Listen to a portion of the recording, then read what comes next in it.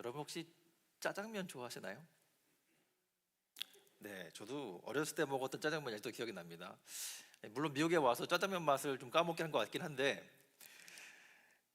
진짜 배고플 때 짜장면 한 그릇, 너무 좋죠. 예, 진짜 배고플 때는 정말 모든 소스과 상관없이 그냥 싹 다 긁어 먹습니다. 그렇기 때는요, 너무 좋아요. 너무 좋습니다. 행복하지요. 그쵸? 근데 30분, 1시간만 지나 보십시오.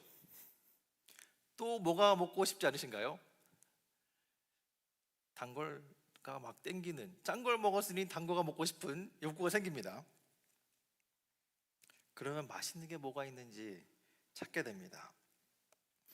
그렇게 계속 우리는 뭔가 찾는 행동을 하게 되는데요. 배는 이미 가득 차 있는데 입 속이랑 머릿속은 떡볶이가 맛있을 것 같은데 이거 먹을까? 하면서 또 뭔가를 찾습니다. 근데 재밌는 게 뭐냐면요, 마음도 마찬가지입니다. 마음도요, 게임하다가 새 스킨 사면요 되게 좋습니다. 근데 3일 지나면요 또 새 거 사고 싶어요. 그쵸? 아이템은 늘 넘쳐나고 싶습니다. 늘 부족해요. 그리고 예쁜 옷 샀는데 그땐 좋은데 내 옷장을 보면은 입을 옷이 없나요? 맞나요? 없습니다. 유튜브 쇼츠 보고 있으면요 엄청 웃겨서 뭐 깔깔 웃다가 또 그 다음 걸 봐야 될 것 같아요.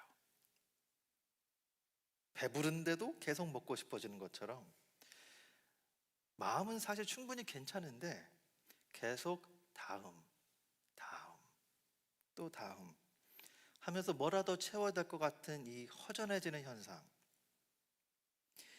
저는 이 현상을 보면서요, 우리의 내면의 공허함을 자극으로 메우려는 행동들을 우리가 무의식적으로 한다는 것을 발견합니다. 그리고는요, 도파민을 기다리는 중독 현상일 수도 있습니다. 그래서 우리는요, 평화를 원한다고 말은 하지만 실제로는 다음 알림, 다음 뉴스킨, 다음 라이크, 다음 쇼츠를 기다리는 게 아닐까 싶습니다. 스마트폰의 알림이나 잠깐의 성취감에서 오는 기쁨이 마치 평안인 것처럼 착각하게 만드는 이러한 행동들. 근데 우리의 신앙의 여정도요, 끊임없이 뭔가를 해야 될 것 같은 중독에 빠지기 쉽다는 것 또한 기억해야 됩니다. 그러면서 우리는 이렇게 생각합니다. 이것만 해결하면, 이 문제만 해결하면 괜찮아질 거야. 이 문제만 좀 정리가 되면 내가 원하던 것을 이룰 수 있을 거야. 통장 잔고가 좀 채워지면 불안이 좀 사라질 거야. 그런데 이런 건요 다 착각입니다. 우리가 정말 예수 그리스도의 평안을 말한다고는 하지만, 그렇게 입으로 시인하지만 실제로는요 끊임없이 다음의 쾌감과 성취를 찾아 헤매는 우리의 영혼을 발견할 때가 있습니다. 바로 마음의 허기, 영혼의 허기를 우리는 방치해두고 사는 걸지도 모릅니다. 그럼 이러한 문제를 우리는 어떻게 해결해야 될까요? 이러한 문제를 어떻게 하면 해결할 수 있을까요?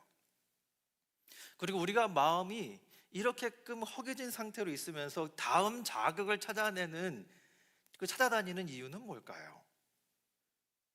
이런 마음의 허기는 어디서 시작된 걸까요? 성경은요, 인간의 본성이요, 평강을 앗아간다라고 이야기합니다. That's a human condition. Human condition is this. Instead of seeking peace, we just seek what's next. 그러면서 어떤 일이 벌어지냐면요,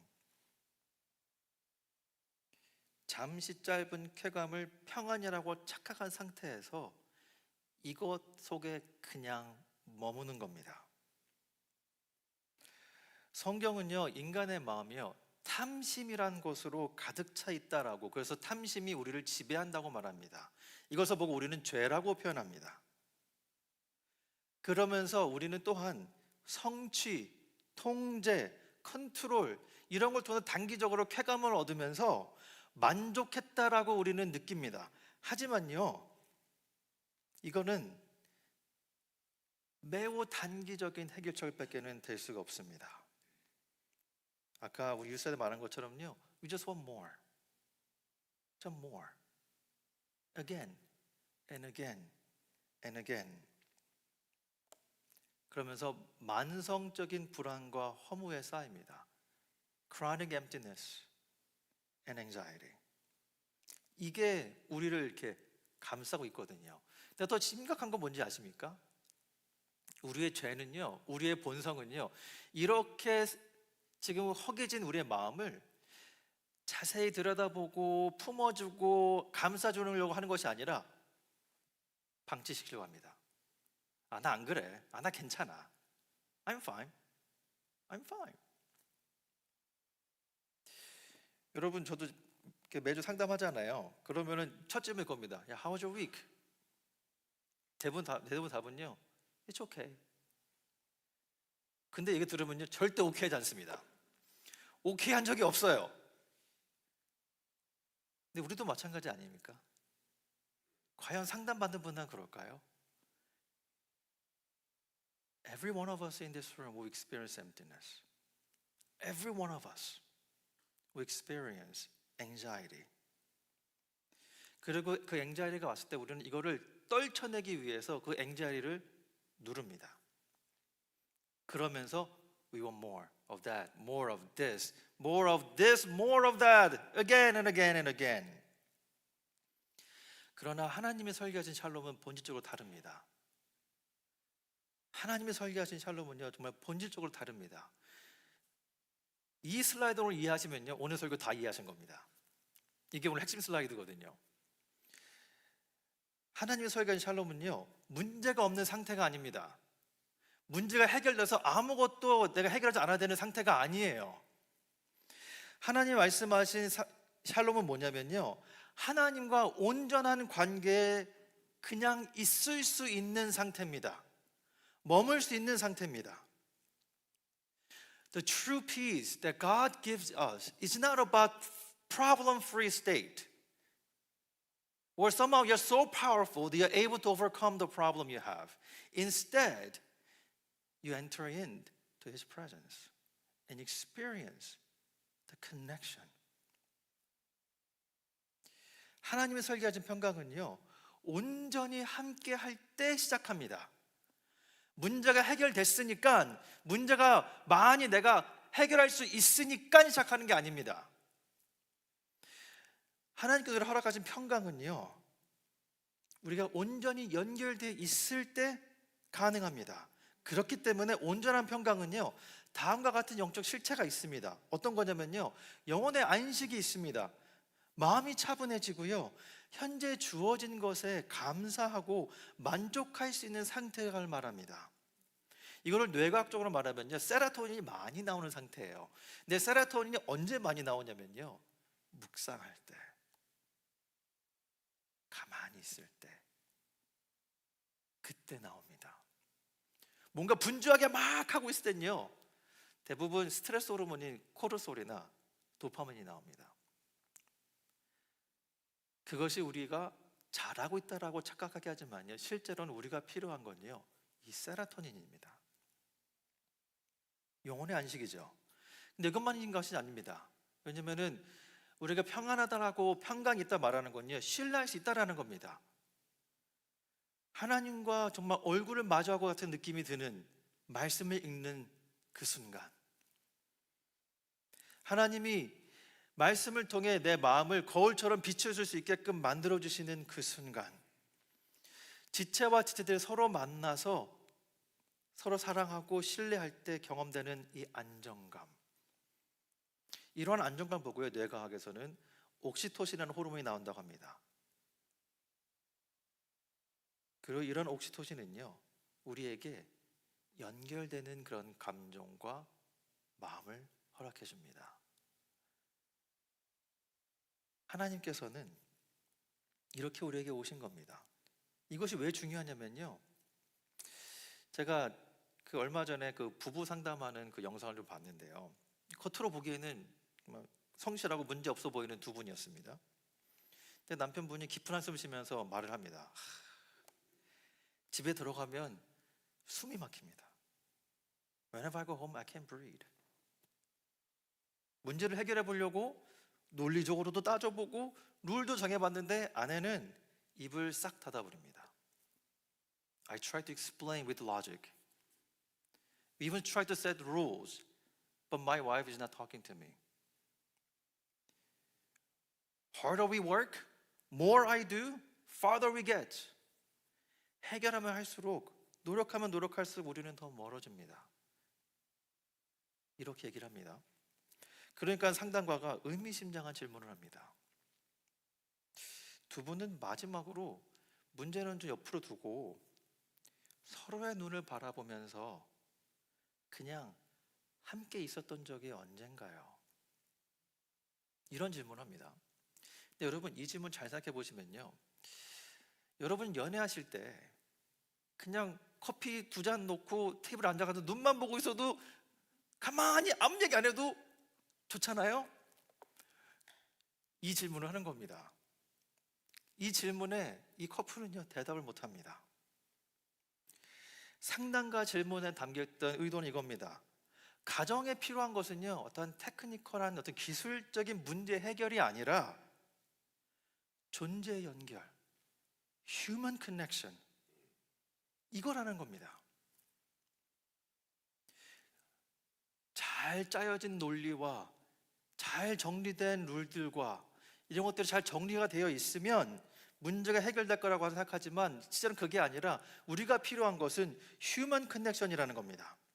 여러분, 평안이 없는 이유, 평강이 경험되지 않는 이유는요 문제가 많아서가 아니라는 겁니다. 왜냐하면 문제가 많아도요 괜찮을 수 있습니다. 정말 문제가 많아도요 괜찮을 수 있습니다. 평강이 또 평안이 경험되지 않는 이유는요 관계의 단절, 하나님과의 단절, disconnect, 생명의 근원이 되신 주님과의 연결이 단절되기 때문입니다. 인간의 비극은요 하나님과로부터 끊어진 이 관계, 이것을 우리는 타락이라고 얘기합니다. 그리고 영혼의 안식인 샬롬이 무너진 상태, 뇌과학적으로는 옥시토신과 세라토닌은 사라지고 도파민과 코르솔만 마구마구 오는 상태인 겁니다. 그러면서 끊임없이 육체의 탐심을 쫓아다니는 상태. 바로 이 지점에서 아기 예수 그리스도가 오셔야만 했던 이유를 성경은 이렇게 말씀합니다. 오늘 봐선 이사야서 9장 6절인데요 이렇게 얘기합니다. 한 아기가 우리를 위해 태어났다. 우리가 한 아들을 모셨다. 그는 우리의 통치자가 될 것이다.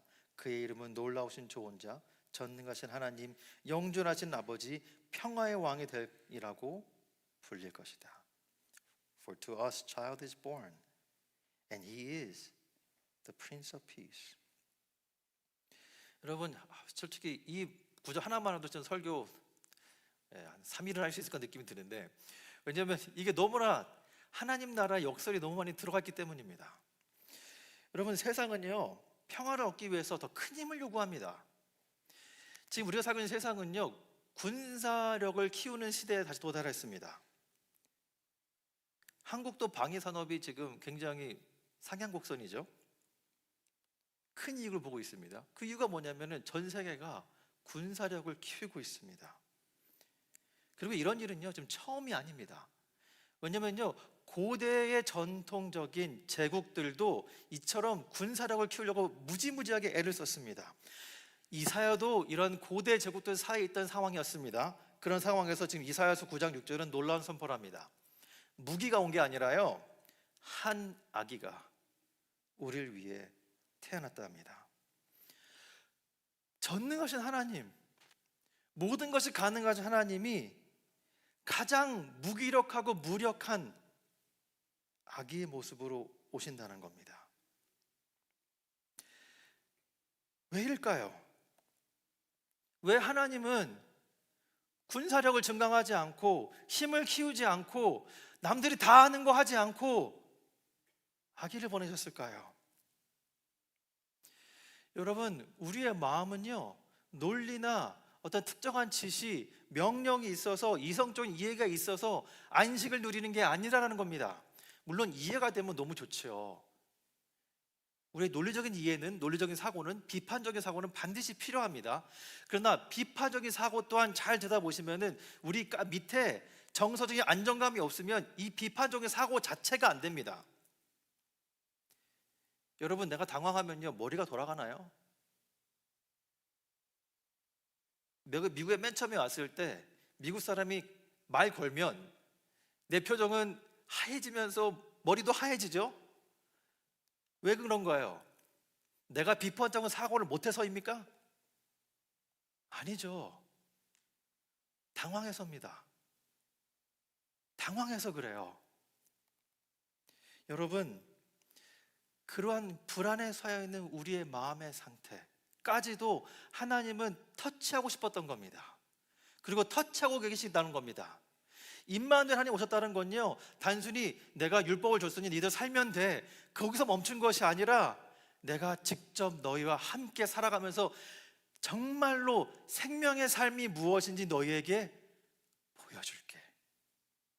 왜냐하면 여러분요, 때로는요, 말하면요 오히려 더 설명이 안 돼요. 그럴 때가 있습니다. 때로는요, 말하지 않아도 설명할 수 있는, 관계에서 오는 경험으로 통해서 느껴질 수 있는 것들이 있습니다. 신뢰가 그렇지요. 그리고 말로만 했을 때는 감흥이 덜한데 음악이 있고 조명도 있고 그림이 좋으면 뭔지 모르게 설득력이 생깁니다. 별거 아닌데 그렇게 조명이 있고 배경이 있으면 왠지 모르게 감동이 생기는 경험도 합니다. 말로는 설명할 수 없는데 음악으로는 설명되는 것들이 있습니다. 그래서 예술을 하는 거죠. 여러분, 사랑, 환희, 기쁨, 소망, 신뢰, 믿음, 평안, 심지어 설렘까지도 이러한 마음들과 감정들은요, 말로만은 되지가 않습니다. 그래서 임재란 것이 필요했던 겁니다. 하나님의 임재가 필요했던 겁니다.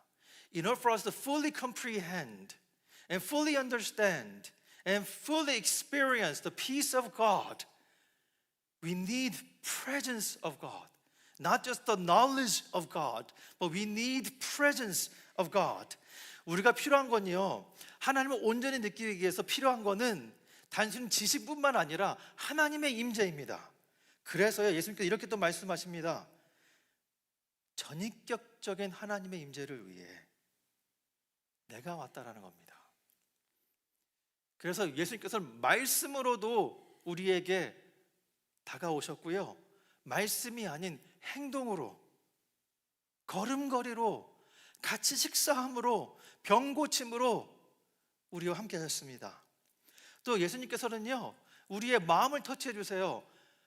그 누구도 더럽다고 만지기 싫어하는 그런 사람들 예수님께서는 만지십니다. 그리고 그 누구도 같이 밥 먹고 싶지 않은 사람들과 같이 앉아서 식사를 하셨어요. 그리고 그들의 영혼을 소생시켰습니다. 그러면서 신뢰가 무엇인지, 잃어버린 관계가 무엇인지 보여주셨습니다. 그러면서 십자가에 달리시기 전 이렇게 말씀하셨습니다. 요한복음 14장 27절에요. 나는 평화를 너에게 넘겨준다. 나는 내 평화를 너에게 준다. 내가 너에게 주는 평화는 세상이 주는 것 같지 않다. 너희는 마음에 근심하지 말고 두려워하지도 말아라. Peace I live with you. My peace I give to you. Not as the world gives do I give to you. But let not your heart be troubled. Neither let them be afraid. 여러분, 어린 자녀가 한밤중에 꿈에서 막 귀신 나왔다고 무서워해가지고 오면 이렇게 얘기할 수 있습니다. 얘야, 귀신은 없어. 과학적으로도 증명이 안 돼. 이렇게 말하면 얘가 좋다고, 알았어요 아빠 고마워요 하고 잘까요? 그렇지 않죠. 논리적으로 설명해 줘도 아이는 잠깐 조용할 수 있지만 불안은 여전합니다. 그때 아빠가 아무 말 안 하셔, 아무 말 안 하고 그냥 손 잡고 같이 침대로 가서 같이 누워서 자면, 그때 불안과 근심, 걱정, 공포는 서서히 누그러듭니다. 왜냐면요, 아이는 꿈속에 귀신이 나와도 어둠이 있어서 이게 다 과학적이지 않다라고 설명하고 논리가 이게 반드시 필요하긴 하지만 이걸로 안 된다는 겁니다. 이 아이가 필요했던 건요, 아빠의 따뜻한 품, 그 마음, 이걸 통해서 내가 안전하다라고 느끼는 것이 그게 더 중요합니다. 우리의 영혼도 마찬가지입니다, 여러분. 문제 해결만이 되는 것이 아니라 아버지의 손이 필요합니다. 아버지가 나를 감싸고 있다라는 것을 경험하는 것이 필요합니다. 여러분, 우리가 염려에 쌓이고 고민에 있으면요, 도파민 주는 걸 찾아요. 그래서 뭔가를 컨트롤하려고 합니다. 컨트롤하려고 그래요. 그때 아버지께서는 예수 그리스도를 통해 강력한 메시지를 보내주셨는데, 그것이 무엇이냐면 Fear not, I'm with you. 우리가 실패의 바닥에서 주저앉아 있을 때 이렇게 말씀하십니다. 내가 너와 함께함이라. 우리가 외로움의 절정에 다다라서 아무것도 못해가지고 몸부림치고 있을 때 아버지께서는 이렇게 말씀하십니다. I'm with you. We are in safe space. 우리가 미래의 불안에서 the uncertain future, 이게 오면은 막 두렵고 떨지요. 그때 우리 주님께서는 이렇게 말씀하십니다. 내가 너와 항상 함께함이라.